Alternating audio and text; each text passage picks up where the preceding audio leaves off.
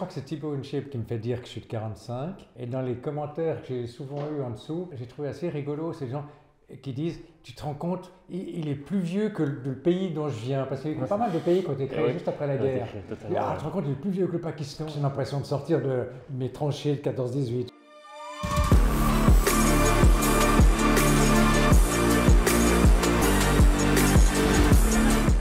Bienvenue donc à NutriPure. Il est né en 1945. Il nous vient tout droit de Genève. Alain, Gustave sur les réseaux. Bienvenue. Bienvenue chez NutriPure. Merci d'être venu. Eh bien, c'est très sympa. Moi, j'aime bien Toulouse. C'est pas la première fois que j'y viens. Je trouve que c'est une ville d'ailleurs qui ressemble un peu à Genève, mais enfin, c'est pas le sujet. Et vous avez dit Gustave, c'était le nom de mon grand-père. Alors, je l'aime bien, en fait. C'est pour ça que j'ai joint Alain Gustave. Exactement. C'est un prénom un peu suranné comme ça, mais je le trouve sympa. Est-ce que vous pouvez nous parler un petit peu de vous? Vous avez commencé, il semblerait, le sport un peu tard. Pourquoi? Comment? Qu'est-ce qui s'est passé? Comment on passe de la finance suisse à influenceur street workout dans les montagnes? Alors, qu'est-ce qui s'est passé? ça fait beaucoup de choses, ça. Ouais, on peut commencer par le sport. C'est pas tout à fait vrai que j'ai commencé tard. Je dirais, comme gamin, particulièrement comme Suisse, j'ai toujours fait du ski. Et puis, comme tout le monde, j'ai fait beaucoup de vélo, des trucs comme ça. Donc, je me suis quand même entretenu. Déjà, je vivais à la campagne. Donc, j'ai eu une jeunesse très saine. Et puis, on parlera peut-être de nutrition. Je pense que quand j'étais gamin, naturellement, on mangeait bien. C'est-à-dire qu'on mangeait circuit court, des choses naturelles, on allait au marché. C'était la maman qui faisait la cuisine, enfin, etc. Ça, la fast-food n'existait pas. Pas de produits transformés. Il n'y avait rien, enfin, beaucoup moins. Donc je pense que déjà là, il y a une base saine qui a fait que je pense que j'ai assez bien vécu comme gosse, si vous voulez. Et puis il y a peut-être moins de tentation, hein, c'est vrai. Il n'y a pas de TV, mais bref. C'est vrai qu'après la période peut-être de l'adolescence et des études, là j'ai nettement levé le pied. Je faisais moins de sport. Et je ne sais pas si c'est en France, non, vous n'avez pas le même système en France, mais moi, il y a une chose qui m'a un peu sauvé vers les 20 ans, où je faisais peu de sport, c'est l'armée. J'ai fait beaucoup d'armée. Pas le choix, là. Alors d'abord, non, c'est pas vrai, il y a un choix parce que j'ai gradé un peu. Donc j'en ai fait chaque année à partir de 20 ans jusqu'à pratiquement, on va dire jusqu'à 50 ans, mais parce que le système en Suisse, c'est des cours de plusieurs semaines dans l'année. Et vous faites ça pendant 30 ans. Et ça maintient pas mal. Donc déjà, là, j'avais une petite base qui m'a un peu aidé. Et puis, j'ai fait une grosse bêtise, c'est de commencer à fumer à l'école d'Orcru. Donc, et il m'a fallu 8 ans pour arrêter. J'ai arrêté à 28 ans. Bravo déjà. C'est mon patron qui qui venait me voir et puis j'avais un cendrier qui débordait. Et finalement, c'est son regard qui m'a fait arrêter. Alors j'ai arrêté du jour au lendemain. Un regard très fort. Hein. Ouais, enfin c'est le patron, là, il faut faire attention. Mais j'ai arrêté très très brutalement. D'accord. Et puis c'est aussi un copain qui m'a donné un coup de pied au cul pour que je me bouge un peu. Et donc j'ai commencé à faire beaucoup de footing. Et ça c'était mon sport de base. Donc je dirais que pendant 30 ans j'ai couru. Ok. Des distances en particulier ou C'est-à-dire que je faisais des petites courses locales, mais j'ai jamais fait de marathon par exemple. Mais j'ai quand même fait des Sierzinales qui sont quand même des courses de 40 km en montagne, donc des trails de montagne. Donc ça c'est violent. C'est quand même pas mal. Oui, ça c'est violent. Pas de marathon, mais on fait un trail. Et puis, bon, il y avait une course annuelle que j'aimais bien de 17 km qui s'appelle Mora-Fribourg, qui est une très belle course que je faisais chaque année. Et puis quand on fait une course comme ça, qui est quand même assez pénible, vous êtes obligé d'avoir un programme d'entraînement. On ne s'improvise pas. Ouais. Ça ne s'improvise pas. Et comme justement, je ne faisais pas toujours ce qu'il fallait, je m'échauffais mal, je me suis foutu en l'air les tendons d'Achille des deux côtés, pas en même temps.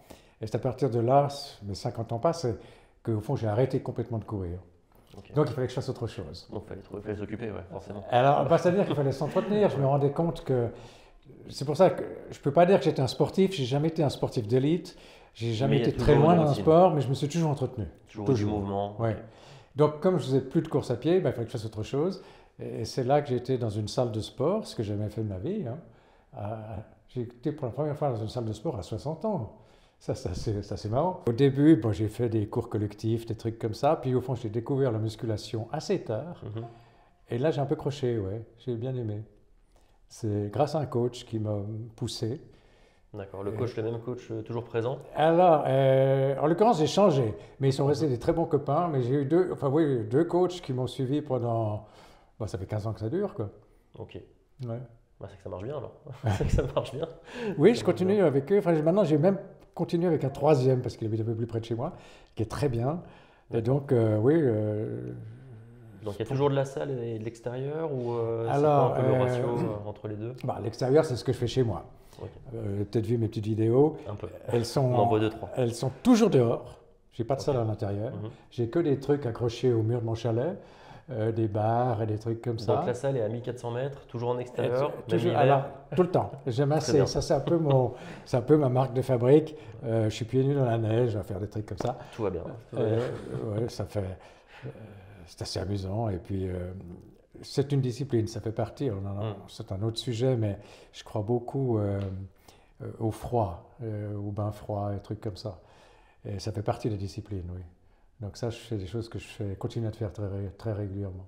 D'accord. Et donc ça, c'est tous les jours chez soi? Alors, maintenant, j'ai un peu changé. J'ai trois cours en salle avec mes coachs. Donc, ça fait un jour Ok. sur deux, comme ça. Donc, Mhm. ça me fait quand même une bonne étape de repos, parce que j'ai aussi appris ça. J'ai mis du temps à comprendre, mais qu'il fallait savoir reposer le corps, etc., quand on a fait Exactement. des efforts lourds.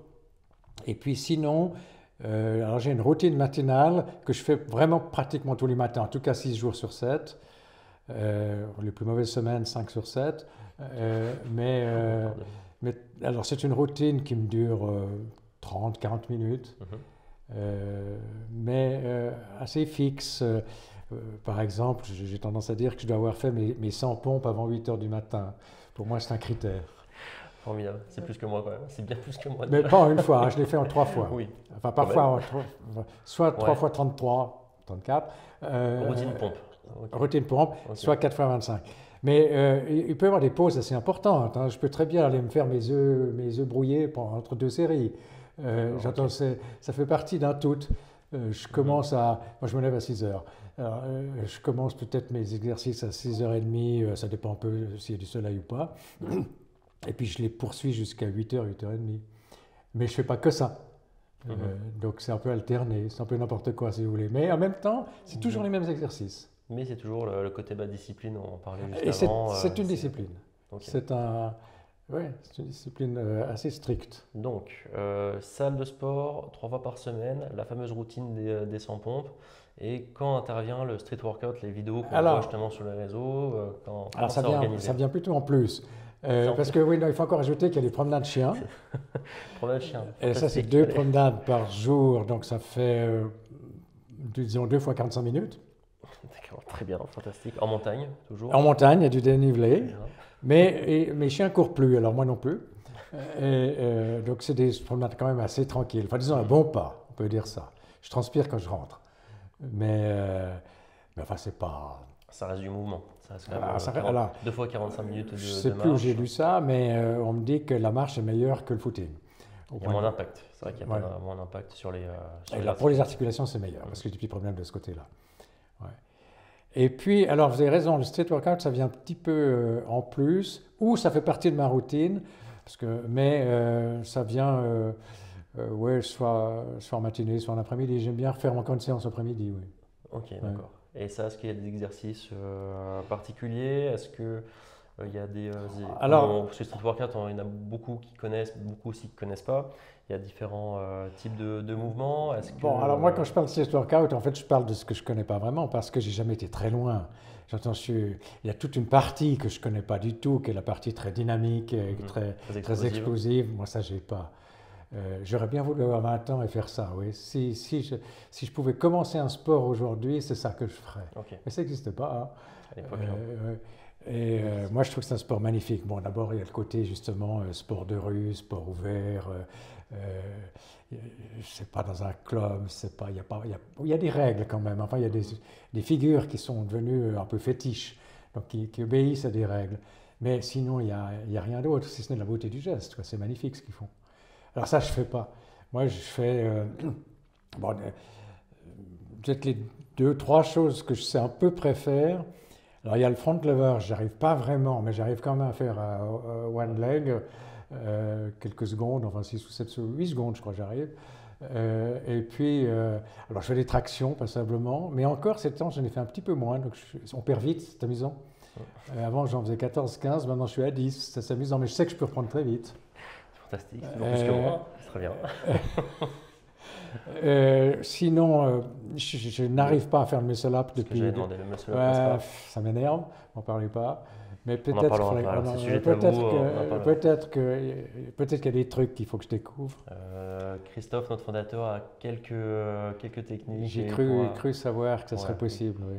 On verra avec lui ça, on verra. Je ne prends pas de promesses non plus, pas de garantie, mais je pose ça là. Puis voilà, puis en fait, non, il y a une figure que j'aime beaucoup, c'est le Dragon Flag. Ouais. Oui, j'ai un bon dos, donc j'ai une bonne musculature du bas du dos. Et donc là, je tiens bien. Alors, je ne dis pas que c'est magnifique, mais enfin, j'entends, c'est pas super élégant. Hein, enfin, quand même, c'est pas mal comme figure. Je trouve il y a du plaisir à effectuer aussi le mouvement. Ouais. C'est important justement dans la routine. C'est pas une obligation, c'est pas une contrainte, quoi. Ça reste un plaisir. Non, alors ça reste que du plaisir. Moi, j'ai jamais. Enfin, il y a de la discipline. Non, c'est pas vrai. Il y a de la discipline, il y a de la méthode. Il faut se pousser. Il faut le faire tous les jours. Donc, je veux dire que c'est pas complètement ludique. Hein. Ça devient une habitude, une routine, un peu comme se brosser les dents, ça vient tous les jours. Voilà. Moi, j'aime bien le mot routine plus que discipline, parce que dans la routine, on y trouve son plaisir, j'entends. C'est comme courir. Hein. Courir, c'est abominable. Mais au bout de 5 minutes, vous y trouvez un plaisir fou. Donc, vous sécrétez je ne sais pas quoi, mais ça passe. Et puis, tout à coup, il y a un côté un peu nirvana. Hein. Je pense que dans pas mal d'exercices, c'est la même chose. Il faut passer un certain cap. Pour sortir un peu sa zone de confort, justement pour atteindre le moment avec plus de plaisir, c'est ça? Le thème de sortir de sa zone de confort n'est pas un terme que j'aime beaucoup parce que d'abord je trouve un peu négatif. Il y a quelque chose de négatif, il est trop peu utilisé. Et puis, il n'est peut-être pas toujours juste. Je lisais quelque part que, au fond, plutôt que de sortir de sa zone de confort, c'est-à-dire de faire un effort sur quelque chose où on n'est pas forcément bon, c'est peut-être pas un bon choix. Il faut peut-être plutôt aller vers là où on est peut-être relativement meilleur et se développer plutôt que s'efforcer à faire ce qu'on ne sait pas faire, développer là où on est plutôt naturellement bon. Hein, et ça sera naturellement ensuite. Moi, je crois que c'est un bon chemin. Oui. C'est sûr. Et dans tout ce sport, ce mouvement, ces balades, la place de la nutrition, énorme. Comment ça se passe? Énorme. Mais ça, j'ai mis du temps à l'apprendre. Bon, une fois encore, j'ai toujours mangé plutôt sainement, comme je vous le disais au début. J'ai jamais cédé à la Facebook, même quand j'étais étudiant, etc. Ou se mettre une pizza dans le four, c'est une chose que j'ai très peu fait. J'aime pas vraiment cuisiner, mais enfin, j'ai toujours acheté mes propres aliments. Justement plutôt naturel. Quand je rentre dans une grande surface, je dis toujours il y a 95% des produits que je ne peux pas acheter. C'est tous des produits transformés. Donc je peux acheter des œufs, je peux acheter des légumes, je peux acheter du pain, je peux acheter du miel, mais je peux acheter de la viande. Mais par exemple, je n'achète jamais de viande transformée. Ouais, la transformation, c'est vous qui allez la faire justement pour la cuisine. Oui.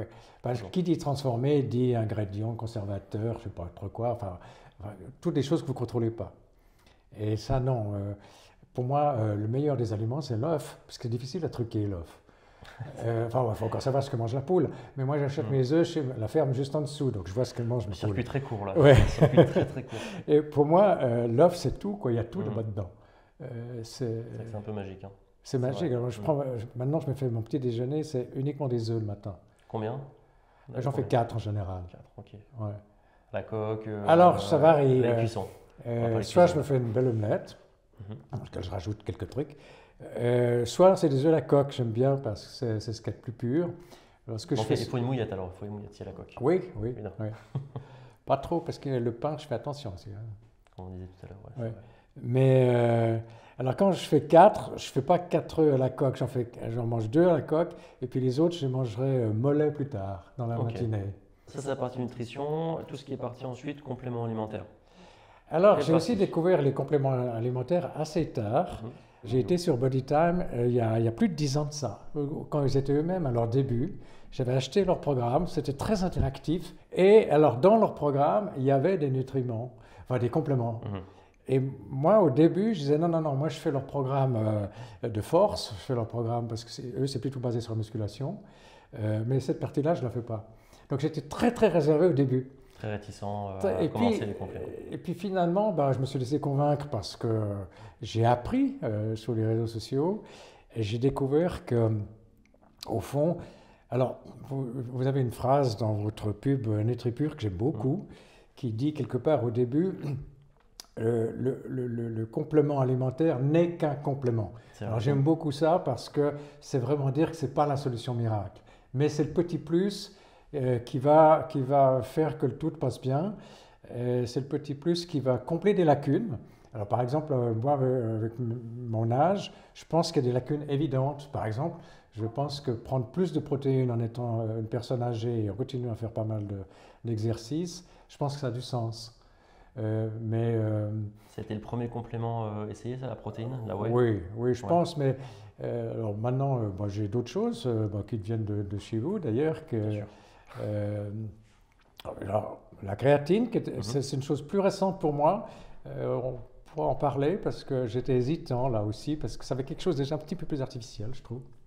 C'est vrai qu'il y a une mauvaise réputation à créatine, alors que ça reste le complément le plus étudié au monde. Mais au fond, c'est ce qu'on m'a dit, c'est ce que j'ai fini par comprendre. Mais dans la psyché un peu commune, ça fait toujours un petit peu peur justement par les profanes, très souvent, les débutants, alors que dans la communauté sportive, la créatine, c'est quelque chose de très journalier. Oui, mais c'est vrai qu'il faut bien le doser, je crois. Je crois qu'il y a quand même eu des gens des petits jeunes, enfin je dis des petits jeunes, des gens qui ne font pas attention à ce qu'ils font, qui ont bouffé beaucoup trop et qui ont eu des effets cutanés ou autres qui n'étaient pas très heureux. Donc je crois que c'est un truc qu'il faut quand même bien manipuler. Alors moi j'ai des problèmes d'articulation, donc pour moi les peptides de collagène, je crois que c'est important. Quand je dis je crois, c'est un problème dont on peut parler, c'est que je trouve que c'est très très difficile de mesurer l'impact. On ne sait pas si c'est 5% on sait pas très bien. 10%, 15%. Oui, on ne sait pas. Il faudrait vraiment stopper, mesurer. Mais comme moi, je fais beaucoup de choses, parce qu'on a parlé de la nutrition, on a parlé des exercices, on a parlé des compléments, on a pu parler du sommeil, on a parlé du stress, l'hydratation. Donc, c'est un tout d'arriver à se garder en forme. Et donc, savoir mesurer lequel a un impact ou n'en a pas, ou a des effets secondaires, moi, ça, je ne sais pas. Et puis ça servira à rien de se focaliser. Imaginons, je fais pas de sport, je reste stressé et je mise tout sur le collagène. C'est un peu risqué. Ou alors, je ne fais pas de collagène, mais je mise tout sur la nutrition, mais je fais pas de sport et je dors 4 heures par nuit. Ça n'a pas de sens. C'est peut-être un peu osé. Voilà. Un peu osé. Non, sans doute. Et puis, c'est plus compliqué que ça, je crois, parce que ce tout forme un état d'esprit. Donc c'est là que je pense qu'il y a ce côté aussi esprit-corps qui fonctionne de concert. Et c'est ce tout qui fait, moi, comme vous savez, je ne suis pas tout jeune, je cherche non pas la longévité, mais je cherche à bien vieillir. Pour moi, ce qui est important, c'est de conserver avant tout mon autonomie. Quand je dis mon autonomie, c'est pouvoir prendre mon avion tout seul, mettre mon sac par-dessus là en haut, sans avoir demander, avoir pas peur de descendre un escalier de l'avion, pouvoir conduire, pouvoir porter des sacs, pouvoir monter des escaliers. Enfin, j'entends, c'est tout cet environnement d'autonomie que j'espère pouvoir conserver le plus longtemps possible. Pas prendre le vieillissement comme un fatalisme, mais juste avec une problématique et agir en conséquence de façon adaptée. C'est essentiel parce que je suis convaincu que psychologiquement, il y a beaucoup de gens, enfin c'est très courant, qui pensent qu'avec l'âge, il est normal de... j'ai mon petit ventre à 40 ans, c'est normal, quoi. C'est que j'ai 40 ans et puis j'ai fait des efforts jusqu'à présent, mais je ne vois pas pourquoi aujourd'hui, maintenant, je ne peux pas me laisser aller. Non. Alors je crois que c'est là qu'il y a quand même pas mal de discipline. Il n'est jamais trop tard pour commencer et il faut commencer tout de suite pour ceux qui n'en font pas. Et ça, il ne faut pas arrêter. Donc c'est vrai que, je dirais, bien vieillir ou bien piloter au fond son corps à travers les âges, ce n'est pas facile. Je dirais qu'il ne faut pas croire que c'est un jeu qu'on peut arrêter, qu'on peut recommencer. Je pense que c'est toute une vie. Et je pense que ça doit être extrêmement régulier. Encore une fois, on a parlé discipline et routine. C'est les deux. La routine aide à la discipline parce que justement ça devient un automatisme, comme se brosser les dents, mais c'est beaucoup de discipline. Ça, j'y crois beaucoup. On dit des fois, le meilleur moment pour commencer, c'était il y a 10 ans. Le deuxième meilleur moment, c'est maintenant. C'est maintenant. Ça j'y crois beaucoup. J'y crois vraiment très fort. Alors, c'est pas vrai que j'ai commencé tard. En fait, comme je l'ai dit tout à l'heure, j'ai toujours fait du sport. Mais c'est vrai que j'ai commencé tard à aller faire de la musculation, à aller travailler avec un coach. Et c'est autant d'erreurs. J'aurais dû commencer plus tôt. Par exemple, justement, aller dans une salle et se faire diriger par des professionnels, par des coachs, et qui vous évitent les erreurs, qui vous évitent les blessures, qui vous permettent d'aller beaucoup plus vite, qui vous savent compléter des exercices l'un sur l'autre, on ne fait pas n'importe quoi, n'importe quand, qui savent vous expliquer l'importance du repos, qui savent que si vous avez travaillé des gros muscles un moment, ben, ce n'est pas les mêmes qu'il faut les faire le lendemain. Par contre, vous pouvez faire d'autres choses. Aussi, quand vous faites une séance de musculation, il y a quand même aussi un ordre. On ne fait pas n'importe quoi. On fait tous les gros muscles au départ, enfin, des choses comme ça. Ce serait votre conseil pour que ce soit un jeune ou un moins jeune qui commence le sport, c'est de se diriger peut-être directement avec des professionnels pour gagner du temps, éviter des erreurs et potentiellement des blessures. Ça peut être un bon copain qui est un peu plus... mais moi, je pense qu'il faut passer par des professionnels. Alors, ça a son coût, si vous voulez, mais enfin, autant si on met de l'argent là plutôt qu'ailleurs.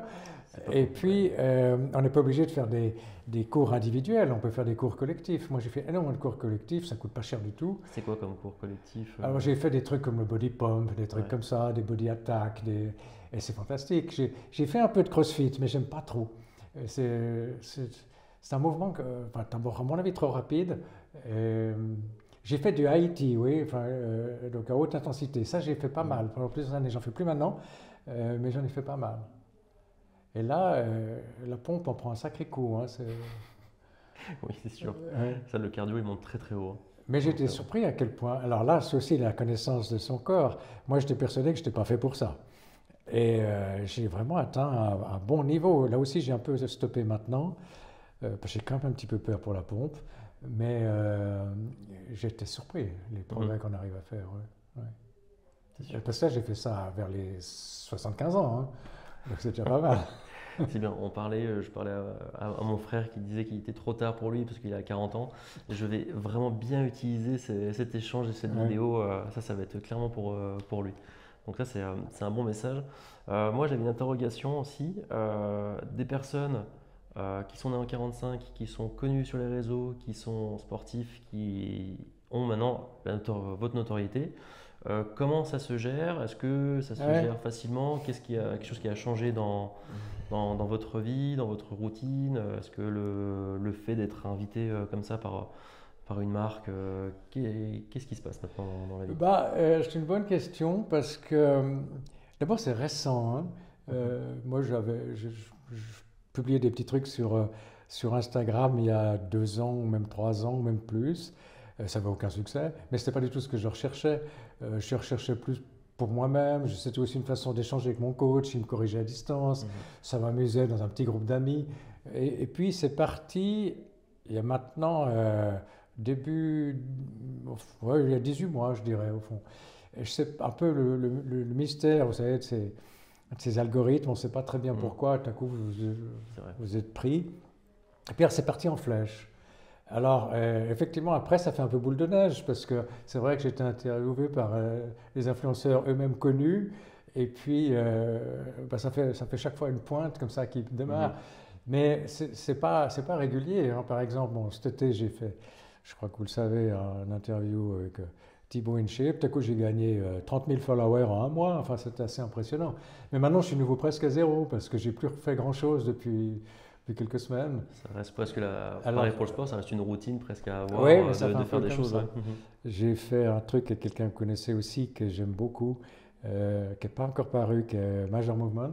On connaît bien, qui est à Toulouse aussi. Qui est à Toulouse. On est tous à Toulouse, de toute façon. Non, l'autre, il était à Albi, lui. C'est pas loin, il faut pas le dire, les gens ne savent pas. Ouais. Et je pense que c'est des gens de bons conseils. Ouais. Ça, j'aime bien. Alors oui, j'ai répondu. Alors ça, c'est peut-être aussi une autre attitude. J'aurais pu dire non, ça ne me concerne pas, etc. Puis j'ai eu tendance à dire oui. Alors j'ai fait un podcast ici, un autre là. J'ai été interviewé par la radio suisse au tout début, ensuite par une radio locale. Ensuite, plus récemment, j'ai fait un truc qui n'a pas encore paru, par la TV suisse, suisse romande. Mais je ne sais pas quand ça va paraître, ça.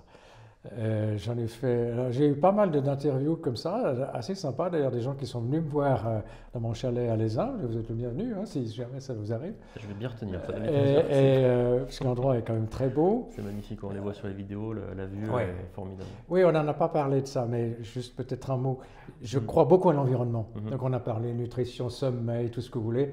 Moi, je crois, et vraiment j'ai travaillé à ça, c'est choisir un lieu naturellement beau, sans stress.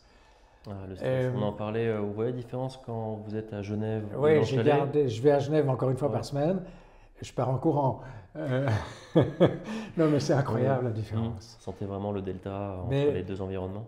Oui, on dévie un peu de ce qu'on disait, mais le stress, mais je ne suis pas sûr que vous vous rendez compte, parce que vous vivez quand même dans une ville, vous êtes beaucoup au volant de votre voiture, vous êtes dans votre vie active de tous les jours, comme moi je l'ai été 50 ans, ou plus, ou 70 ans. On ne se rend pas compte du poids de stress qui vous agresse. Moi, quand à coup je redescends en ville, mais vous ne vous rendez pas compte. Vous avez peur du cycliste qui est là, ça fait comme ça commence à travailler dans votre tête, vous avez peur du passage jaune, vous avez peur de louper le radar qui est derrière vous. Tout est dangereux. Vous entrez dans un monde dangereux, vous entrez dans un monde stressant. Et beaucoup d'informations. Oui, sans vous rendre compte, vous vivez une espèce de bulle extrêmement lourde. Et quand à coup vous la posez parce que vous êtes à la montagne, parce que tout est beau, tranquille, parce que le seul bruit c'est le chant d'oiseau du coq ou la voix du chien, je vous assure que ça change la vie. Bon, il y a l'air pur, il y a tout ce que vous voulez. Mais je veux dire, cet environnement, il faut aller le chercher, il faut le vivre. Alors je sais qu'on peut pas tous, on a tous des horaires de bureau, des contraintes, il faut gagner sa vie, etc. Mais je pense quand même qu'il faut se réserver des fenêtres comme ça. Bon, les vacances sont peut-être faites pour ça, mais je pense qu'il faut vraiment y être attentif. Je pense que dans la journée, il faut se trouver des fenêtres de non-stress. D'accord, donc ça c'est un autre conseil. Trouver des fenêtres de non-stress, justement, pour le bien-être général. Ça fait partie du tout, ça fait partie de la liaison esprit-corps. Hein. C'est vraiment important. D'accord. Ouais. Bon, on a déjà pas mal de conseils là. Est-ce qu'il y a un autre conseil là maintenant? Donc on est sur le mouvement, la nutrition, l'esprit. Est-ce qu'il y a d'autres conseils? Il y a le sommeil qui est important. Le sommeil. Alors oui, moi j'ai choisi, peut-être que ça me correspond, donc j'en fais pas une règle, mais je me couche tôt, je me lève tôt. Et en fait, je crois que c'est quand même un bon système. D'abord, oui, ça veut aussi dire que je ne regarde pas la TV. J'ai plus de TV. C'est ce que j'allais demander. Je ne sais plus ce que c'est. D'ailleurs, même ma dernière TV, c'était tellement compliqué que je ne savais plus elle est restée dans un carton. Non, je n'ai plus de TV. Ça ne veut pas dire que je suis hors réseaux sociaux, parce que j'avoue que je continue à utiliser beaucoup mon iPad. C'est là-dessus que je regarde l'actualité, etc. Donc, mais ce que je déteste, on est nouveau en train de faire une extrapolation là, mais pour moi, la TV, je sais si je l'ai regardée comme gamin, mais pour moi, c'est vraiment un mode de communication du XXe siècle. Mais ce n'est plus un mode de communication du XXIe siècle. Il n'est pas assez interactif. Tandis que dans l'iPad, enfin tout ce qui est réseaux sociaux, ce que j'aime, on revient peut-être aux réseaux sociaux, ce que j'aime dans les réseaux sociaux, ce qui m'a beaucoup frappé, c'est le côté interactif. C'est extraordinaire. Vous me dites pourquoi j'ai continué? Mais parce que ça remontait. J'avais des réactions. Et alors, si c'est des réactions négatives, c'est dégueulasse ce que tu fais, ou on me dit par exemple, tu te dopes, ça j'aime pas. Mais généralement, je dirais que 99% des réactions sont positives. Et on redemande, dans le sens que beaucoup de gens me disent, mais vraiment, j'ai décidé de m'entraîner ce soir grâce à toi. Et ça, c'est des remarques que j'ai souvent. Alors que devant une télévision… c'est complètement passif, la télévision. Voilà. C'est peut-être l'action de passivité d'être assis sur un canapé, devant une télévision où là, ça va que dans un sens, sans retour. Alors là, je crois beaucoup à cette discipline de l'interaction. Alors, on n'a pas parlé des relations sociales, etc. Mais d'abord, les réseaux sociaux sont une forme de relation sociale qui, pour moi, maintenant, je vis seul. C'est pas idiot du tout. C'est ma fenêtre sur le monde, hein. Mais c'est ma fenêtre aussi avec les autres. J'ai des réactions de gens qui viennent, je sais pas moi, du Brésil ou de je sais pas d'où. Je trouve ça fantastique, assez fidèle. Et au fond, ça m'est très précieux, oui. Donc ça, pour revenir à l'histoire des réseaux sociaux, moi j'ai continué grâce à ce côté interactif. Ok, d'accord. C'est vraiment l'échange Ouais, qui a. je trouve que c'est positif. Là, c'était les conseils d'Alain. C'était même plus une interview, c'était plutôt merci pour tous ces conseils, ce témoignage qui est assez inspirant, qui est même très inspirant. Donc, merci pour tout. Et alors, on va continuer maintenant la journée ensemble. Alors volontiers. Merci Alain.